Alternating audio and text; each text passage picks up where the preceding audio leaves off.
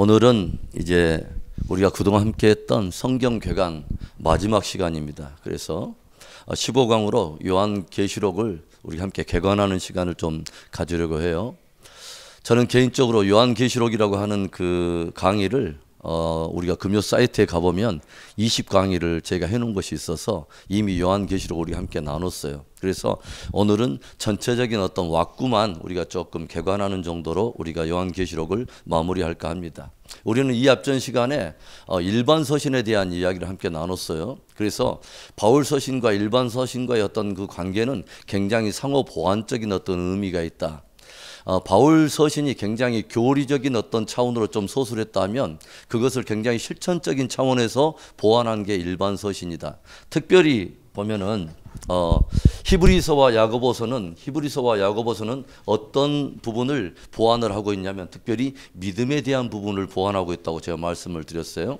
그래서 로마서나 아니면 고린도 전후서, 갈라디아서에 나타난 구원에 대한 어떤 그 교리를 사도 바울이 펼칠 때에 믿음을 굉장히 강조하다 보니까 자칫 희석되기 쉬운 또는 흐리게 보이는 듯한 실천적인 순종에 대한 부분을 굉장히 강조함으로 인해서 바울의 서신을 보완해주고 있다고 하는 거죠. 그래서 히브리서나 야고보서는 무엇을 굉장히 중요하고 있냐면 행함 그리고 순종에 대한 부분을 보완함으로 인해서 사도 바울의 어떤 그런 부분을 함께 보완해서 온전한 복음을 우리에게 들려준다. 그 다음에 어떤 서신이 나오냐면 베드로 서신이 나오죠. 베드로 전후서는 무엇에 대한 부분을 보완하고 있다고 제가 말씀을 드렸습니까? 소망에 대한 것을 굉장히 보완해주고 있다. 그래서 베드로 서신을 이렇게 쭉 보면은 AD 64년경에 네로에 의해서 로마의 대화재가 일어나고 엄청난 핍박의 바람이 이제 갓 태어난 초대 교회에 강력하게 불려고 하는 조짐을 볼 때에 교회들의 수장인 이 베드로가 그 교회들을 견고하게 붙들어주기 위해서 쓴 서신이 베드로 서신인데 가장 강조한 것은 뭐냐면 고난 속에서도 붙들어야 될 또 붙들 수 있는 산 소망이 예수 그리스도다라고 하는 것을 강조하고 있는 것이 베드로 서신이다. 그 다음에 요한 1, 2, 3서 이것은 무엇에 대한 부분이죠? 사랑을 강조하고 있다. 그래서 우리가 조용히 보면 믿음과 소망과 사랑이라고 하는 기독교의 삼원색에 대한 부분이 처음부터 끝까지 하나의 맥처럼 쭉 흐르고 있다고 하는 것을 우리가 알게 되죠. 특별히 사도 요한은 사랑이란 것을 강조할 때 사랑의 속성은 어떤 것들이냐? 사랑은 하나님을 사랑하는 것은 우리가 빛 가운데 거하는 것이고 우리가 또 사랑하는 것은 형제들을 사랑하는 것이다. 형제들을 사랑하는 것이고 하나님의 사랑하는 것과 함께 맞물려 있다. 또 어떤 거죠? 하나님을 사랑하는 자는 그의 계명을 지키는 것이다. 이건 마땅한 것이다 하는 거죠. 그러니까 사도 요한은 무엇을 계속 강조하고 있냐면 우리가 정말 온전한 사랑을 가지고 있는 것은 바로 하나님이 말씀하시는 진리 안에서 행하는 것이다. 그래서 요한 2서와 3서에 보면 내가 내 사랑하는 자녀들이 진리 안에서 행하는 것을 듣는 것보다 더 기쁨이 없다라는 말을 하죠. 그래서 사랑의 아주 중요한 속성이 계명을 순종하는 것이다. 이런 일들을 쭉 강조하면서 특별히 이 사도들은 이런 것들을 제반적으로 강조하면서 또 무엇을 경계하고 있냐면 그 초대 시절에 있었던 이단을 경계하라는 것이죠. 특별히 제가 이 앞전에 간단한 기초적인 것을 좀 나눴습니다만은 어떤 영지주의자라든가 뭐 이런 좀 특별하게 초대 교회에 굉장히 치명적인 어떤 영향을 미치고 있었던 그런 이단들에 대한 경계를 또 들려주고 있다. 오늘은 이제 요한계시록을 우리 함께 나누려고 하는데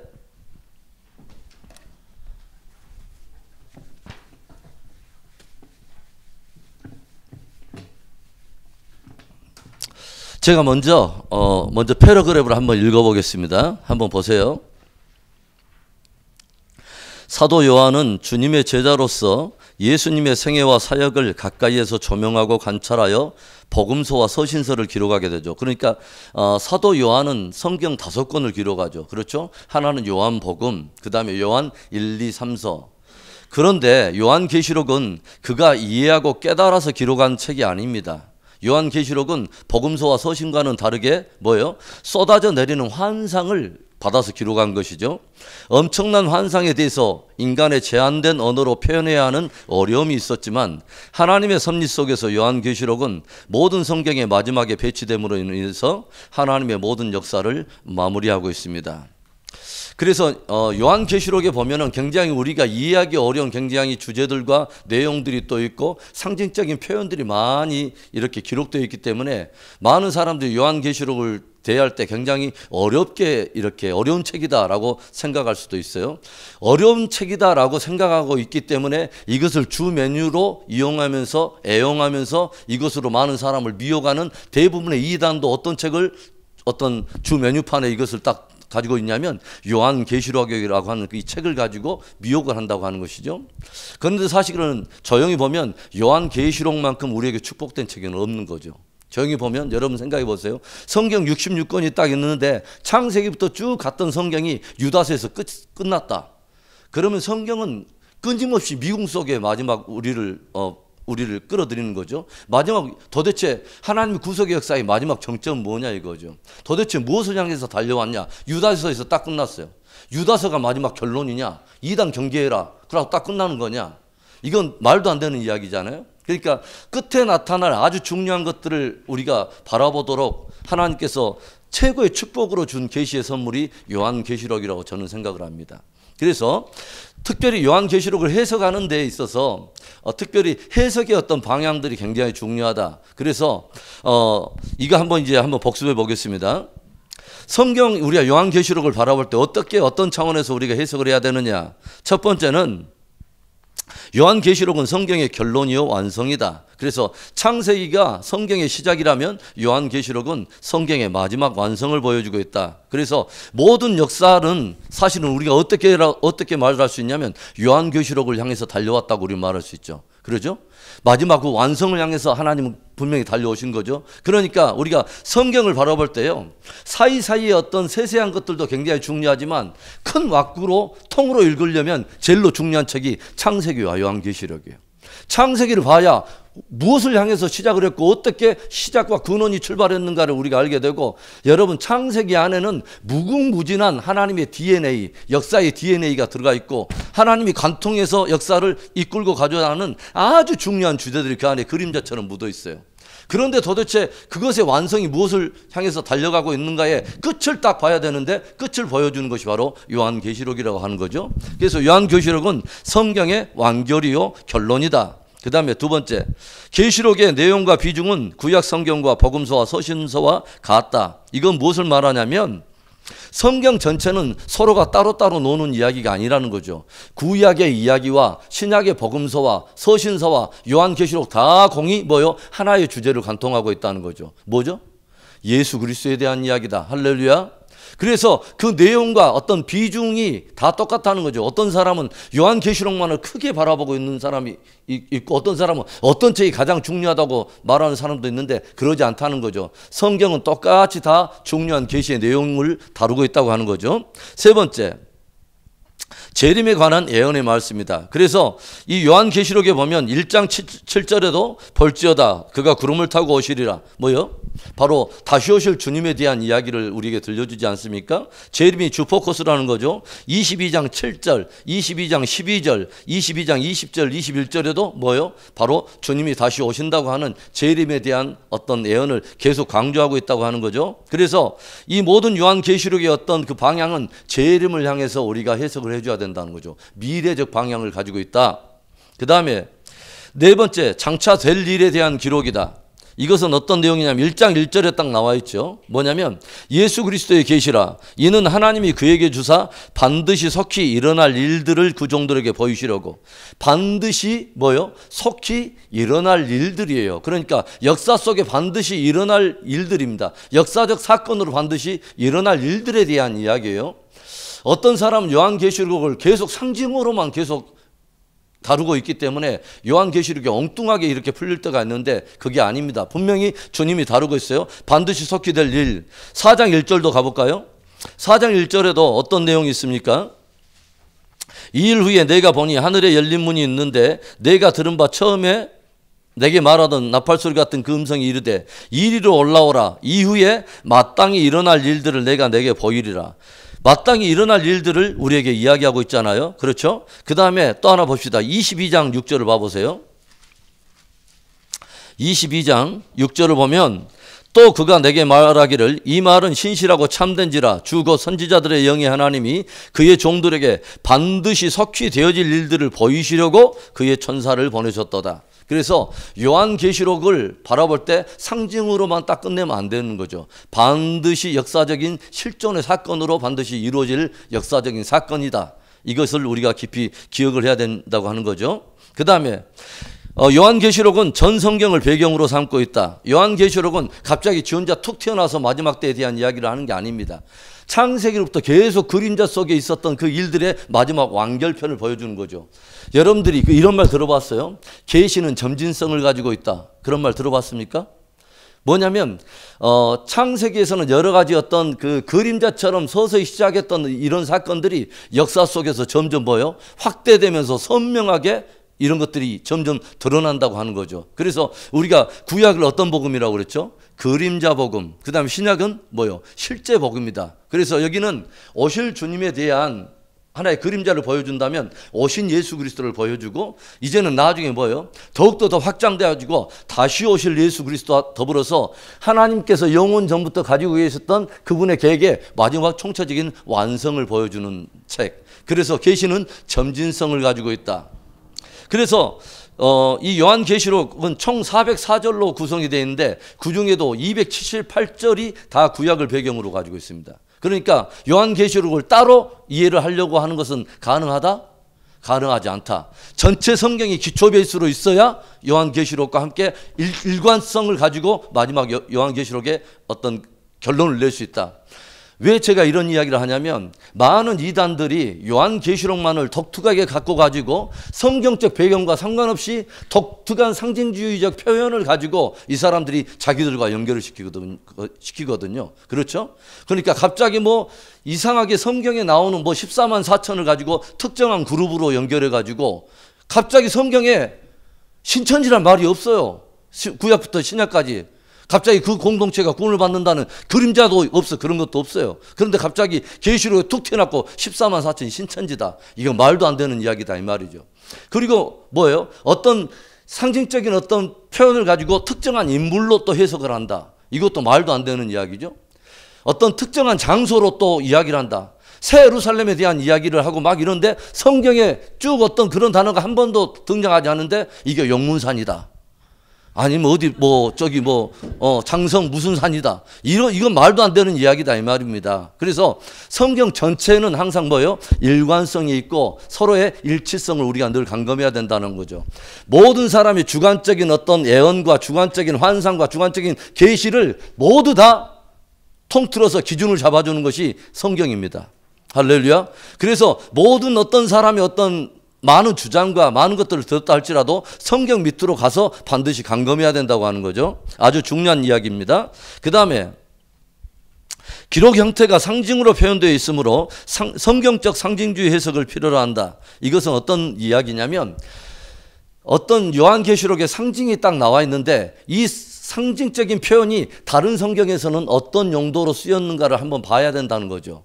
그래서 성경 안에서 이 상징이 어떤 의미를 가지고 있는가를 함께 조명하면서 이것을 푸는 것이 지혜롭다 하는 것을 여러분에게 말씀드리는 거예요. 그 다음에 G가 굉장히 중요해요.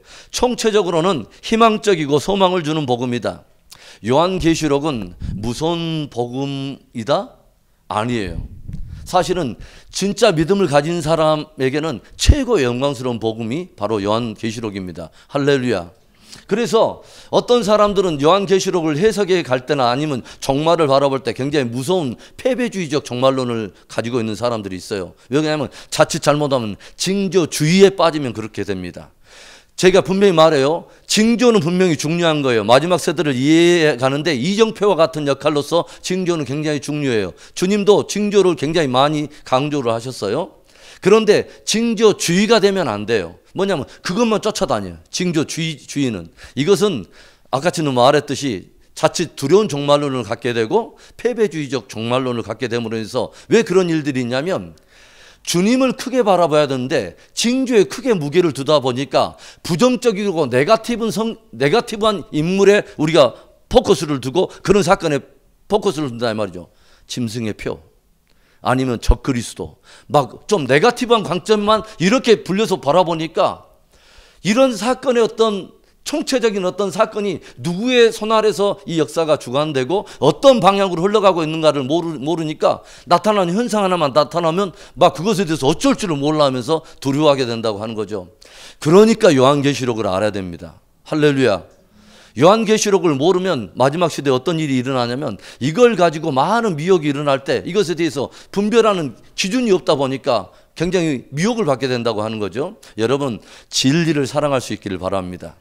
진리의 뿌리 박은 믿음이 마지막 시대에 굉장히 중요한 관건이에요. 자, 그러면 제가 요한계시록의 서론에 대한 부분을 예전에도 했지만 1절부터 3절의 내용을 가지고 이것을 여러분에게 하는 이유는 요한계시록 전체를 읽어낼 때에 방향이 흔들리지 않으라고 이런 기준을 가지고 가야 된다는 것을 들려주기 위해서 먼저 서론은 굉장히 중요하다. 자, 보세요. 첫 번째 어떻게 나오냐. 1절부터 3절만 나왔는데 예수 그리스도의 계시라. 자, 밑줄 딱 긋고 여러분 그 밑에다 1번 작은 동그라미 치고 뭐라고 쓰냐면 계시록의 주제. 계시록의 주제가 예수 그리스도의 계시입니다. 이것은 무엇을 말하냐면 요한계시록이라고 하는 방대한 22장에 되는 어떤 그 책을 우리가 바라볼 때에 흔들리지 않을 최고의 어떤 깃발과 주제가 이것입니다. 뭐냐면 예수 그리스도의 계시입니다. 할렐루야. 그러니까 구약 전체는 누구에 대한 이야기? 예수 그리스도의 그림자. 신약 예수 그리스도, 오신 예수 그리스도. 그럼 요한계시록은 다른 사람의 이야기일까요? 아니에요. 그분도 역시 요한계시록도 예수 그리스도의 계시. 할렐루야. 그래서 계시라고 하는 이 단어를 우리가 오해하지 말아야 된다라고 여러분 또 말씀드렸어요. 아포칼립시스라고 하는 이 헬라어는 뭐냐면 어떤 사람들이 많이 이 계시라고 하는 단어를 엉뚱하게 사용해요. 뭐냐면 아주 특별한 사람에게 비밀스럽게 어떤 것들이 있는 그런 것을 계시라고 생각하는데 아닙니다. 전혀 저 반대적인 의미입니다. 성경이 말하는 이 계시의 의미는요, 아니에요. 닫혀진 커튼을 열어서 안에 있는 것을 밝히 보여준다가 진짜 계시의 의미입니다. 할렐루야. 이것은 그래서 우리 믿음의 사람들에게 최고의 은혜가 있다면 계시의 은혜가 있어야 됩니다. 여러분, 모든 인생 가운데 인간의 어떤 노력과 사고와 연구로 하나님을 알 자가 없습니다. 인간의 노력과 어떤 뜻으로 하나님을 연구해서 그분의 뜻을 알 자가 없어요. 오직 하나님을 우리가 바르게 알 수 있는 것은 그분이 우리에게 드러내 주실 때만 그분을 알 수 있어요. 할렐루야.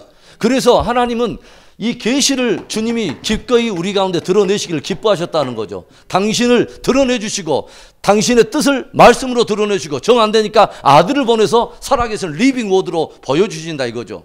그리고 역사적인 사건을 통해서 다 성취됨으로 인해서 역사 속에 펼쳐지는 이 많은 사건들이 그분의 계획을 이루기를 원하는 그 사건이라고 하는 것을 주님이 모든 것을 드러내 주신다는 거죠. 계시의 은혜가 있어야 됩니다. 할렐루야. 그래서 예수 그리스도의 계시라 이 말이 무슨 말입니까? 예수 그리스도를 드러내는 책이다. 예수 그리스도께 속한 책이다. 예수 그리스도에게로 온 책이다. 라는 그런 말을 뜻하는 거죠. 그 다음에 이는 하나님이 그에게 주사 밑줄 쫙 긋고 자 2번 딱 해가지고 계시록의 출처, 계시록의 근원. 그러니까 요한계시록은 누구로부터 왔냐면 하나님께로부터 왔습니다. 신적인 계시로부터 왔어요. 모세가 시내산에서 진리 하나님을 제가 만났다고 말했죠. 시내산에서 모세가 만난 하나님은 말씀하시는 하나님이요. 진리 하나님을 만난 거죠. 그렇죠. 불꽃 가운데 하나님이 막 진리 가운데 말씀을 하신데 그 말씀의 권능이 돌판을 뚫을 뿐만 아니라 막 이런 어마어마한 하나님의 말씀이 쏟아지는 것을 만났어요. 사도 요한이 만난 하나님 진리 하나님이죠. 계시의 하나님이죠. 할렐루야. 그래서 저와 여러분이 어떤 하나님을 만나야 되냐면 진리 하나님을 만나야 됩니다. 할렐루야. 그래서 계시록의 출처와 근원이 하나님께로부터 온 즉 신적 계시의 말씀이다라는 것을 우리가 깊이 받을 때 요한계시록을 우리가 가볍게 여기면 안 되죠. 절대로 가볍게 여기면 안 되죠. 그렇죠? 자, 그 다음에 반드시 속히 일어날 일들 밑줄 쫙 긋고 3번 계시록의 내용입니다. 계시록의 내용 자체는 반드시 속히 일어날 일들에 대한 이야기다. 역사적인 실제적인 역사 속에 드러날 실존의 어떤 사건을 다루고 있다. 그 다음에 네 번째 그 종들에게 보이시려고 밑줄 쫙 긋고 계시록의 목적. 하나님께서 이 계시록을 왜 주셨냐 이거죠. 뭐 하려고요? 그 종들에게 보이시려고. 그 종들에게 보이시려고 이 계시록 말씀 주셨어요. 그러면 그 종들에게 보이시려고 이 말씀을 주셨다면 이 종들은 반드시 알아야 될까요? 몰라야 될까요? 알아야 되죠. 그런데 많은 사람들이 계시록은 위험한 책이니까 문 닫아야 돼. 그리고 계시록 잘못 가르쳤다가는 2단 시비 걸리면 골치 아파. 그리고 계시록 딱 어떤 사람은 계시록 뭐 설교하고 뭐 이야기하면 벌써 눈 깔고 이상한 눈으로 봐요. 여러분 그러면 안 돼요. 저는 어떻게 보면은 계시록의 안에 굉장히 모든 영광이 담겨 있고 다시 오실 주님의 영광, 다시 오실 주님의 영광이 얼마나 큰가를 알아야 그분이 가져올 저와 여러분의 영광도 알게 되는 거죠. 할렐루야. 이런 것들 아주 놀라운 영광과 모든 축복, 모든 하나님의 모든 역사의 마지막 비밀한 경륜의 완성, 총체적인 영광을 다 담고 있는 이 계시록을 가지고 있기 때문에 누가 먼저 쑥물을 딱 뿌려나오냐면 마귀가 와서 쑥물을 딱 뿌려놔요. 그리고 요한계시록 조금만 건들면 이상하다고 착각하게 만들고 접근하지 못하도록. 아닙니다. 요한계시록을 사랑할 수 있는 여러분 될 수 있기를 바라요. 할렐루야. 그래서 이 종들에게 반드시 보이려고 주님이 직접 예수님께서도 말씀하신 게 있어요. 22장 16절을 봐보세요. 22장 16절 봐보세요. 자, 계시록 22장 16절에 이런 말씀이 있어요. 나 예수는 누구를 위하여? 교회들을 위하여 내 사자를 보내어 이것들을 너에게 증언하게 하였노라. 나는 다윗의 뿌리요 자손이니 곧 광명한 새벽별이라 하시더라. 누구를 위해서 주님이 이 요한계시록을 줬냐면 교회들을 위해서 줬어요. 할렐루야. 그래서 요한계시록은 누구를 위한 복음이다? 교회를 위한 복음이다. 성도를 위한 복음, 곧 나를 위한 복음입니다. 할렐루야. 그래서 이 종들에게 주시려고, 그래서 계시록의 목적은 종들에게 보이시려고. 그러면 그 다음에 나오는 게 뭐냐면 그의 천사를 그 종 요한에게 보내어 알게 하신 것이라 쭉 긋고 계시의 절차. 계시가 오는 절차를 보여주고 있어요. 계시는 어떻게 오느냐? 바로 하나님이